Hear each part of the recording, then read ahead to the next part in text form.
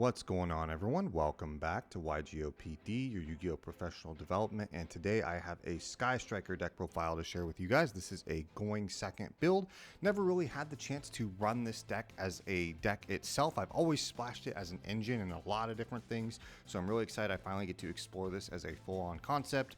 I think the going first build is okay, but just a lot harder to deal with in this format, and with just things like Arise Heart Pass and the branded board, going second is definitely the way to go.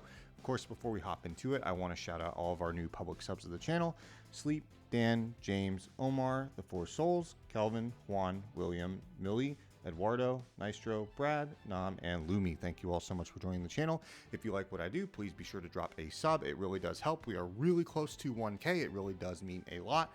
Liking, commenting, all that good stuff, all that interacting really does help the channel grow and does help the algorithm. But with all that said, we'll go ahead and hop right into the deck profile. Alright, starting with the main deck, this is a clean 40 cards. This is a fairly straightforward list, I think, but I will still do some explaining as we go. Of course, the star of the show, 3 Sky Striker Ace Ray, not much really needs to be said there, paired along with the 1 Rose, and specifically I am also playing one of the Hamp. I'm actually a really big fan of this. You can play Kaijus if you don't like this or prefer it, but I really just do think the searchable quote-unquote Kaiju of the deck has so much utility. The fact that it's a name, the fact that it has extra value then when you snatch steal it with something like Widow Anchor, it really just does a lot for the deck, and I'm really a big fan of it at 1. You could dedicate other slots to Kaiju, but I think playing one of this gives you utility and then frees up a few other slots in the deck to kind of do what you want. But that's it for the monsters. We're not really on, we're on some hand traps and things like that, but in terms of the Sky Striker monsters and the main engine, those are the main names there. Of course, 1 Engage, not much really needs to be said about that. One of the most broken cards still ever printed to this day. On top of that, we are playing Triple Linkage, an absolutely insane card. I wish this was a way to have, like, to be splashed in other builds and things like that, but in pure, like, this just does so much for the deck. It's absolutely nuts. I love this card. Being able to tutor out any link you want when you don't have access to a name and then just get access to your entire engine is crazy. In same line with that, Triple Widow Anchor, just the monster negate plus a snatch steal if you have 3 spells, is really, really solid. Then after that, we play 2 Afterburner. I think in reality, moving forward, I would do 1 Afterburner and 1 Jamming Wave.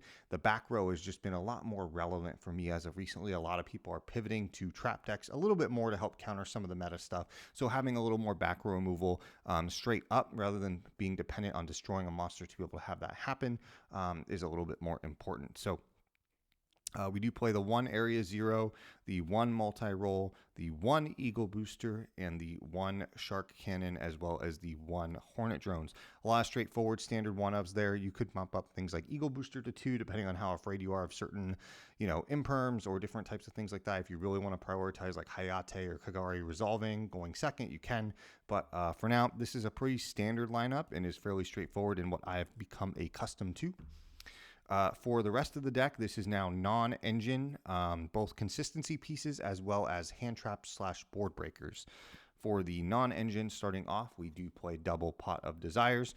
You can still get away with it in this deck. Again, you're doing a lot of your searching first, and then you can use Desires later as a follow-up. It does suck if you hit some of your 1-ups, but it's not the end of the world. You can still play. Linkage gives so much aggression to the deck, so you can kind of get away with it. Just digging for those board breakers are important. In that same vein, Double Thrust, an actually insane card. This deck, I think in particular, makes better use of it than most decks, given the amount of power spells that you have that are searchable through Thrust. Some of the ones that we're using for that are 1 Talents. 1 Talents is fine. 1 Rhoda. 1 Upstart Goblin. Of course, you're not searching that off Talents, but it's, again, just more consistency. But that's pretty much it there for just the general consistency pieces of the deck that are more non-engine stuff there. Rhoda, I guess, is a little more engine, but not a Sky Striker card. After that, I'll talk a little bit about the board breakers and then the hand traps. Starting off with the board breakers, double Fenrir. Fenrir is just a house. If you have the ability to play it, if you have them or already own them, play it. Don't feel like you need to go out of your way to buy these. If you want to play a couple Gamma Seals, that's fine. If you want to play a couple Ultra Rare Alphas, you could do that too. Just having an extra body that puts pressure before committing your Sky Striker lines does quite a lot, and being able to search itself and then link it off to free up your zones is also really, really good. But again, not needed, but if you have them and want to utilize them, I really do like it. 2 enemy controller. Again, a really big fan of this. A lot of rogue decks right now are just steal their normal summon and then they can't really do anything. If Kashtira doesn't have the Lance to protect their Arise Heart, forcing them to either banish itself or just get rid of something is really, really important. Or just being able to take it is powerful. And then 2 Lightning Storm, I think 2 is fine. Again, we want something in here that respects back row. Lightning Storm is probably one of those most versatile board breakers we'll still have for quite some time. Really does fill a lot of boxes there. And then the last 2 board breakers that I'm on are 1 Herald of the Abyss and 1 Change of Heart. I actually started running Herald of the Abyss in my Marincess build along with a couple Thrust. This is a really neat card. You pay 1,500. Declare a type and an attribute of a monster on the field, and then your opponent then sends 1 card that matches both that type and attribute to the grave. Basically, long story short, is it dodges a card like Lance because it makes the player do the removal, and it's not necessarily affecting the card, right? It's affecting the player. So Herald of the Abyss is a really cool slot if you have a couple, like $1 lying around for a really neat super that you want something different in your deck to search as a board breaker instead of Change of Heart, instead of Mind Control, or in addition to it. Herald of the Abyss is a really cool pick. I'd highly encourage you to consider it. And then after that, we'll just talk about the hand traps of the deck. Just a standard 6, not much really to say, but we are on triple Ash Blossom, obviously the most versatile and impactful hand trap of the format with Branded running around, and then triple Infinite Impermanence. There's not much needs to be said. I do value the battle phase in this deck. I know some builds run evenly, but I highly value Hayate and being able to dump and get Kagari, then add back. I really do value that, so I've chosen to go with Imperm over evenly. If you're not as concerned with that, you could certainly swap those, but that's where I'm at. So that's it for the main deck. Like I said, an easy 40 cards, and we'll go ahead and showcase the extra deck. Okay, for the extra decks, we'll start with the non-Sky Strikers, of course, and work our way down. These are the standard 3 I'm pretty sure you see in most builds right now is 1 Access Code, 1 Unicorn, and 1 Dark. Pretty straightforward in the 3 that give you the most utility out of everything you can utilize. That's pretty much it for all of our non-Sky Striker pieces. For the rest of it, it's going to be about as straightforward and cookie cutter as you can get. We have double Zeke, not much to be said, a great utility card for the deck. And then after that, we play triple Kagari, absolutely necessary.